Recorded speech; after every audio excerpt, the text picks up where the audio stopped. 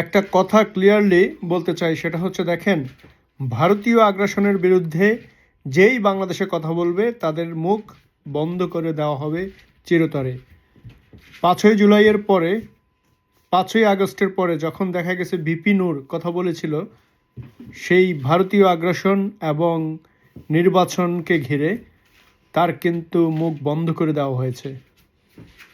এরপরে দেখা গেল ওসমান হাদি ভারতীয় আগ্রাসনের বিরুদ্ধে সামনের সারি থেকে গর্জন দিয়ে যে কথা বলেছিল, তাদের মধ্যে সেই ওসমান হাদিকেও চিরতরে নিঃশেষ করে দেওয়া হয়েছে।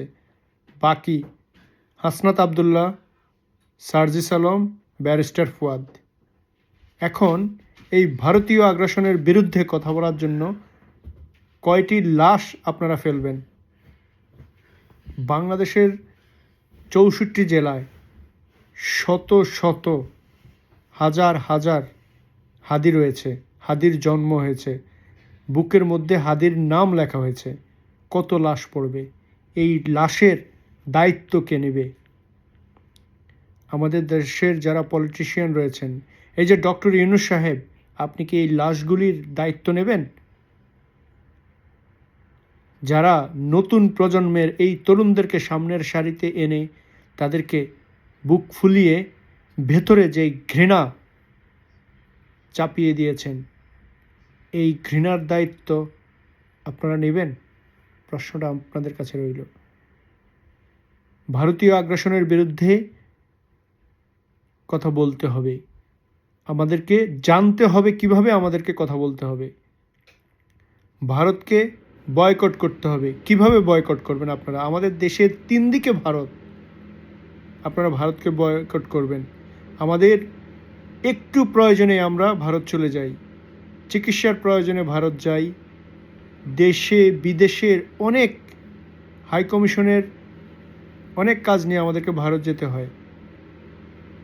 আপনারা 2-5% যারা দেশে থাকেন, দেশকে নিয়ে একটা অরাজকতা তৈরি করতে চান, তাদের কাছে ভারতের মূল্য কিছুই নাই।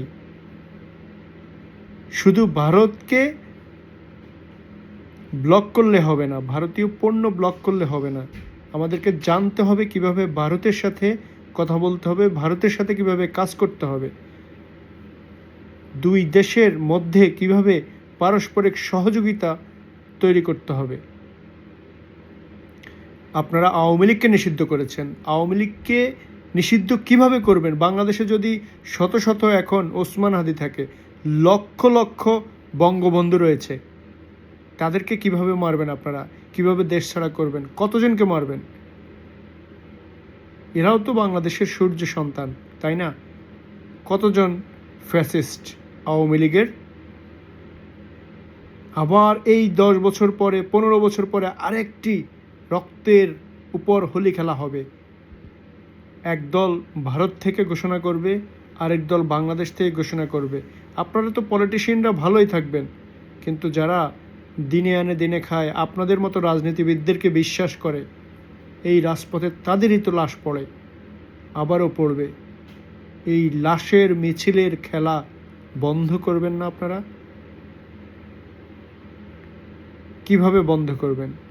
ভারতকেও পাশে রেখে, পাকিস্তানকেও পাশে রেখে আমরা সেই রাজাকার রাজাকার, ভারতীয় আগ্রাসন, এই 2টা শব্দকেই চিরতরে আমাদের ডিকশনারি থেকে বাদ দিতে চাই। তরুণ প্রজন্মের 2 দেশকে পাশে নিয়েই আমাদের সামনের দিকে এগিয়ে যেতে হবে।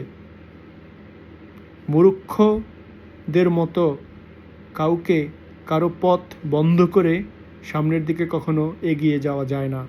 দেশের অর্থনীতির চাকাকেও সফল রাখতে হলে আমাদের দেশের অর্থনীতি স্বয়ংসম্পূর্ণ। আমাদের এই ডাল নাই, চাল নাই, পেঁয়াজ নাই, কত কিছুই তো ভারত থেকে আনতে হয়, না হলে কি আমাদের দেশ স্বয়ংসম্পূর্ণ হয়, চলছে? যাই হোক, অনেক কথা বলতে চাই, অনেক কথা বলতে গেলে চলে আসে, সব কথা একটা ভিডিওতে বলা হয় না। তাই আবারও বলছি, আমাদেরকে সামনের দিকে এগিয়ে যেতে হলে কাউকে বাদ দিয়ে নয়।